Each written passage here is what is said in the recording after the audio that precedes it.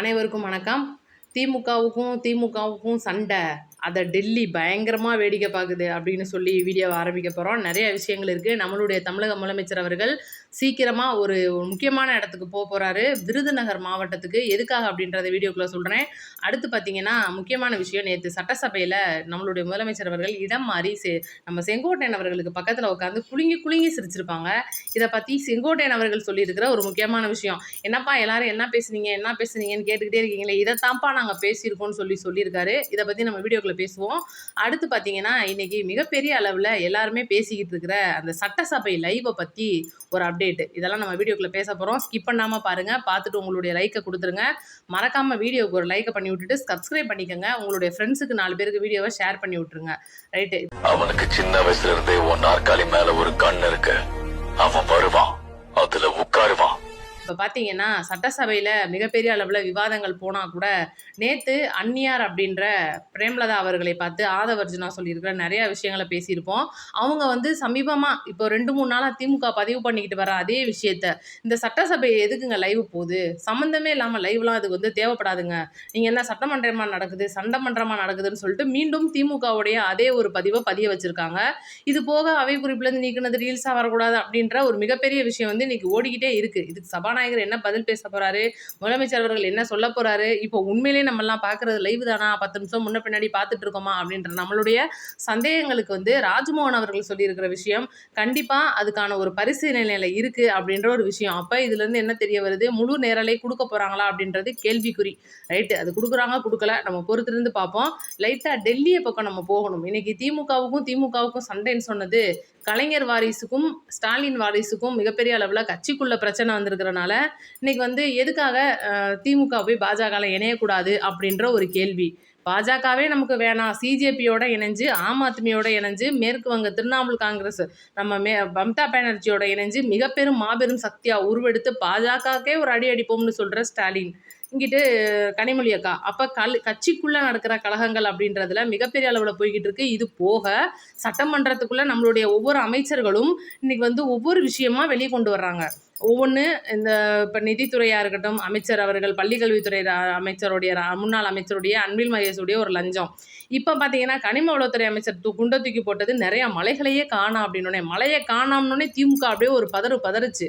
அப்போ இவ்வளோ விஷயங்கள், பரந்தூர் விஷயம், இதெல்லாம் தாண்டி இந்த சட்டமன்றத்தில் நடக்கும்போது திமுகவுடைய ஸ்டாலின் அவர்கள் குளத்தூர் பிரச்சனையில் எப்படியாவது சட்டமன்றத்துக்குள்ளே உள்ள நுழைஞ்சிரும்ன்ற பஞ்சாயத்து, இவ்வளோதையும் இன்னைக்கு திமுக தாங்கிக்கிட்டு இருக்குன்னா எவ்வளோ பெரிய விஷயம்ன்றதை பாருங்க.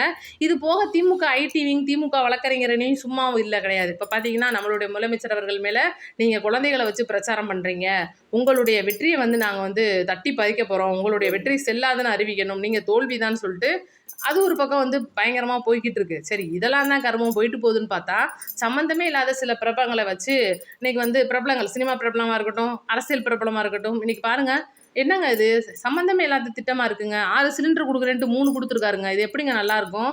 இதெல்லாம் சரியே இல்லைங்க. குழந்தைங்களுக்கு கொடுக்குற மோதிரம்லாம் பார்த்தீங்கன்னா அடகு கடைக்கு தாங்க போகுது. இதில் வேற ஜோயா ஆலுகாஸ் நிறுவனத்துக்கு கொடுத்துருக்கீங்கன்னு சொல்லிட்டு பழிக்கு மேலே பழியை போட்டு ப்ரெஷர் ஏற்றுறாங்க அப்படின்றது இன்னொரு பக்கம். இதை யாருமே தமிழக மக்கள் கண்டுக்கிறல. இன்னைக்கு மக்களுடைய பிரச்சனையாக இருக்கிறது இந்த சட்டமன்றத்தை எங்களுக்கு நேரலையாக கொடுங்க. இன்னைக்கு நாங்கள் இதை பார்த்து பழகிட்டோம். எங்களுக்கு இதில் என்ன நடக்குது, அடுத்த கட்ட நடவடிக்கை, எங்களுடைய தொகுதி எம்எல்ஏ எந்த மாதிரி பேசுகிறாங்க.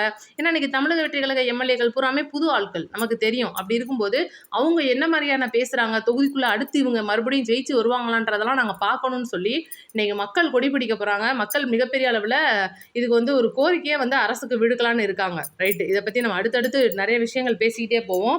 அடுத்து முக்கியமான விஷயம் வந்தீங்கன்னா பார்ட்டி ஃபண்டை பற்றி நம்ம பேசி ஆகணும். இன்றைக்கி திமுகவை நம்ம விளம்பர மாடல்னு சொன்ன உடனே அவங்க நம்மளை சோபா மாடல்னாங்க. இன்றைக்கி நம்ம அவங்கள பார்ட்டி ஃபண்டுன்னு சொல்லிக்கிட்டு இருக்கோம். அமைச்சர் அவர்கள் நிர்மல்குமாராக இருக்கட்டும், ஆதவர்ஜுனாவாக இருக்கட்டும், பொலன்னு பொழக்கிறாங்க சட்டமன்றத்தில் உட்காந்து. அப்போ இன்றைக்கி பார்ட்டி ஃபண்ட் அப்படின்ற ஒரு விஷயம் இன்றைக்கி வெளியில் வந்திருக்குன்னா அது டிவிக்கே வேலை தான். இந்த பார்ட்டி ஃபண்டை திமுக கடந்த 5 வருடங்களில் மிகப்பெரிய அளவில் ஆட்டையை போட்டு வச்சுருக்கு. இது மக்களுக்கும் தெரியும். அந்த பேர் எங்களுக்கு மட்டும் பத்தாதுங்க, உங்களுக்கும் நாங்கள் கொடுப்போம். டிவிக்கிலையும் பார்ட்டி ஃபண்ட் இருக்குன்னு சொல்லிட்டு நேற்று ஒரு விஷயம் மிக பிரமாண்ட அளவில் பரவிக்கிட்டு இருக்கு. என்னென்னா மயிலாடுதுறையில் ஒரு டெண்டர், மின் இணைப்பு கொடுக்கறதுக்கான 4 லட்சம் ரூபாய்க்கான ஒரு டெண்டர். அதை போயிட்டு அபுபக்கர்னு நினைக்கிறேன் ஒருத்தர் எடுக்கிறாப்புல, பக்கா திமுக காரரு. எடுத்துட்டாப்புல. எடுத்து முடிச்சதுக்கப்புறம் அவருடைய உறவினரை வச்சே திரும்ப இன்னொரு டெண்டர் வாங்குறாங்க. இவர் எடுத்த டெண்டர் பார்த்தீங்கன்னா 3,95,000 4 லட்ச ரூவா டெண்டருக்கு 3,95,000. இன்னொருத்தர் பார்த்தீங்கன்னா 3,45,000. டெண்டரை யாருக்கு குடுப்பாங்க? 3,45,000 எடுத்தவங்களுக்கு டெண்டர் முடிஞ்சு போச்சு. இங்கிட்டு திமுக காரர் அவருடைய உறவினரை அமுச்சு விட்டுட்டு பக்காவா முடிச்சு விட்டுட்டு மீண்டும் போறாரு டெண்டர் போடுறவங்கள்ட்ட, தயவு செஞ்சு நம்மளுக்கு இந்த டெண்டரை கொடுங்கன்னு சொல்லிட்டு எவ்வளவோ கெஞ்சுறாப்புல, தர முடியாதுன்ட்டாங்க. ஏன்னா அதானே உலக வழக்கம். அப்படி இருக்கும்போது அது எப்படிங்க நீங்க சரியா வரமாட்டீங்க, நீங்க என்னங்க டிவிகே காரருக்கு வந்து டெண்டர் கொடுத்துருக்கீங்க, இது வந்து சரியில்லையே, அப்போ உங்களுக்கு ஒரு வந்து பார்ட்டி ஃபண்ட் கொடுக்குறேன்னு சொல்லியிருக்காரா அப்படின்னு சொல்லிட்டு மயிலாடுதுறை கழக ஒன்றிய மாவட்ட செயலாளர் அவர்கள்ட்ட போயிட்டு முறையிட்டு அவர் மேல வந்து பழியை போட்டு அங்கேயே பிரஸ் மீட், அதாவது ரெட்டியா பிரஸ்காரங்களா வெளியில நில்லுங்கப்பா, நாங்கள் கூப்பிட்டோன்னே உள்ளே வந்துடணும்னு சொல்லிட்டு உள்ளே வர சொல்லி ஒரு ப்ரெஸ் மீட்டை கொடுத்து விட்டு பார்ட்டி ஃபண்ட் வாங்குறாங்க டிவிக்கிலன்னு சொல்லி பிரபலப்படுத்திட்டாங்க. நம்ம விர்ச்சுவல் வாரியர்ஸ் பூரா இதை உண்மை எடுத்து போட்டு ஒரே 1 மணி நேரம் ஆகல அதுக்கான பதிலடி வந்துருச்சு. தம்பி நீங்கள் வீட்டுக்கு கிளம்புங்க, உங்களுக்கு டெண்டர் இல்லை அப்படின்னு சொல்லிட்டு அமுச்சு விட்டுட்டாங்க. இதுதான் நம்மளுடைய விர்ச்சுவல் வாரியர்ஸ். இந்த மாதிரியான போய்கிட்டு இருக்கு. தப்பு நடந்தாலும் கூட அது தப்புன்னு சொல்கிறோம், தப்பு நடக்காட்டினாலும் அதுக்கு காரணம் நீங்கள் தாண்டான்னு சொல்கிறோம். அந்த அளவுக்கு வந்து இன்னைக்கு அவ்வளோ தூரம் வந்து இன்னைக்கு நம்மளுடைய தமிழகம் வந்து முன்னேறிக்கிட்டு இருக்கு அப்படின்னே சொல்லணும். ரைட்டு, நம்மளுடைய முதல்வர் அவர்கள் இன்னைக்கு சட்டமன்றத்தில் நம்ம செங்கோட்டையன் அவர்கள்ட்ட பேசின முக்கியமான விஷயம் என்ன அப்படின்னா, இப்போ நம்மளுடைய முதலமைச்சர் அவர்கள் வந்து இந்த பதில் மனு கொடுத்தாகணும். உங்களுக்குலாம் தெரியும், இன்னைக்கு வந்து நம்மளுடைய முதலமைச்சர் அவர்களுக்கு மேலே அந்த போடப்பட்ட 50,000 ரூபாய் வந்து உயர்நீதிமன்றம் திடீர்னு எச்சரிக்கை விடுத்திருக்கு. இதெல்லாம் வந்து சரிப்பட்டு வருமா, இது வந்து நம்மளுக்கு நல்லா இருக்கா அப்படின்றதும், குழந்தைகளை ஈடுபடுத்தியிருக்காங்கன்னு சொல்லி திமுக காரங்க போடப்பட்ட மனுவும் முதலமைச்சர் உள்ள வரும்போது பார்த்தீங்கன்னா உதயநிதி அவர்கள் எந்திரிக்கலை. இதுதான் வந்து 3வது முக்கிய காரணம். ஏற்கனவே இது வந்து மிகப்பெரிய அளவில் போச்சு. ஆனால் நேற்று நீங்கள் அதை நேரலையில் பார்த்துருக்க முடியாது. என்ன இது இவங்கெல்லாம் அடங்க மாட்டாங்க போலையே அப்படின்னு சொல்லிட்டு நம்ம நேருக்கு நேராகவே வந்து பார்த்து சொன்ன விஷயம். அதுக்கு செங்கோட்டையன் அவர்கள் அவங்கெல்லாம் அப்படித்தானே மரியாதை தெரியாதவங்க அப்படின்னு சொல்லிட்டு காமெடியாக பேசின மாதிரி தான் உரையாடல் இருந்துச்சு. இந்த மாதிரி தான் வந்து செங்கோட்டையன் அவர்கள் வந்து சொல்லியிருக்காரு. ரைட்டு, வந்து அடுத்து பார்த்தீங்கன்னா விருதுநகர் மாவட்டத்துக்கு எதுக்காக முதலமைச்சர் அவர்கள் போனார் அப்படின்ற ஒரு விஷயத்தையே நம்ம சொல்லிடுவோம். விருதுநகரில் காமராஜர் அவர்கள் பயின்ற ஒரு பள்ளிக்கூடம் இருக்குது. இது எல்லாருக்குமே தெரியும். காமராஜர் காலை உணவு திட்டம், முதலமைச்சரின் காலை உணவு திட்டம் காமராஜரின் காலை உணவு திட்டமாக பெயர் மாற்றப்பட்டிருக்கு. நம்மளுடைய முதலமைச்சர் அவர்கள் மாற்றிருக்காங்க. இந்த மாற்றம் அப்படின்றத செப்டம்பர் 17ஆம் தேதி காமராஜர் படித்த பள்ளிக்கூடத்திலே விரிவாக்கம் பண்ணணும்னு சொல்லிட்டு நம்மளுடைய முதலமைச்சர் அவர்கள் மதுரை விமான நிலையத்திலிருந்து கார் மூலியமாக விருதுநகர் போகிறாரு.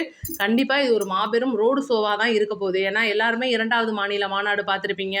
அதுக்கப்புறமா முதலமைச்சர் விஜய் அவர்கள் காரைக்குடி போகும்போது வந்தது தான் மதுரைக்கு. அதுக்கப்புறம் அடுத்து தான் வரப்போகிறாரு. மிக பிரம்மாண்டமாக இருக்க போகுது இந்த வரவேற்பு. மதுரை மக்களும் சரி, விருதுநகர் மக்களும் சரி, இன்னைக்கு மிகப்பெரிய அளவு முதலமைச்சர் அவர்களுக்கு ஒரு வரவேற்பை வழங்குறதுக்கு ரெடியாக இருக்க போகிறாங்க. மறக்காமல் வந்து அது என்ன ஏது அப்படின்றத அடுத்தடுத்த நோட்டிஃபிகேஷன் ஆன் பண்ணிச்சு பார்த்துக்கோங்க. அடுத்து பார்த்தீங்கன்னா நம்மளுடைய முதலமைச்சர் அவர்கள் அந்த நேபாள மக்கள் இதை பற்றி பேசி ஆகணும்.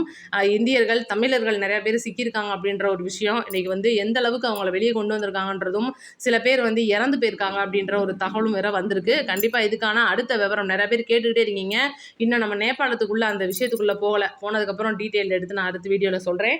ரைட்டு, இப்போ முக்கியமாக அடுத்த விஷயத்துக்கு வருவோம். உளவுத்துறை அப்படின்ற மிகப்பெரிய மூட் ஆஃப் நேஷன் அப்படின்ற ஒரு மிகப்பெரிய நிறுவனம், கருத்து கணிப்பில் முதலிடத்தில் இருக்கிற நிறுவனம் இந்திய அளவில். அப்படி இருக்கும்போது அந்த நிறுவனம் ஒரு கருத்து கணிப்பு எடுத்திருக்காங்க. என்ன அப்படின்னா, இப்போ எலெக்ஷன் வச்சா கூட பிஎம்முக்கு எலெக்ஷன் வச்சா கூட யார் ஜெயிப்பா அப்படின்னு சொல்லிட்டு ராகுல் அவர்கள், பிரதமர் மோடி அவர்கள் மற்றும் பார்த்திங்கன்னா நம்மளுடைய முதலமைச்சர் விஜய் அவர்கள் 3 பேருடைய படத்தை வைத்து போன வாரத்திலேருந்து எடுக்கப்பட்ட மிகப்பெரிய ஒரு விஷயம் அப்படின்றது மோடி அவர்களுக்கு சாதகமாக கருத்து வந்திருக்கு அப்படின்னு சொல்கிறாங்க. இதில் 2வது இடம் நம்மளுடைய முதலமைச்சர் விஜய் அவர்களுக்கு கிடச்சிருக்கு அப்படின்ற ஒரு கருத்தும் வந்திருக்கு. அப்போ ராகுல்லாம் இல்லையா அப்படின்னு கேட்டால் அவரை யாருன்னு கேட்குறாங்களாம் நிறையா பேர். அதையும் அந்த நிறுவனம் சொல்லியிருக்காங்க. உண்மையிலே காமெடியாக தான் இருக்குது. பார்ப்போம் போக என்ன நடக்க போகுது அப்படின்றத அடுத்தடுத்த வீடியோக்கு நோட்டிஃபிகேஷன் ஆன் பண்ணி வைங்க. இன்றைக்கி சட்டசபையில் என்ன நடந்திருக்குன்றதை அடுத்த வீடியோவில் சொல்கிறேன். நன்றி, வணக்கம்.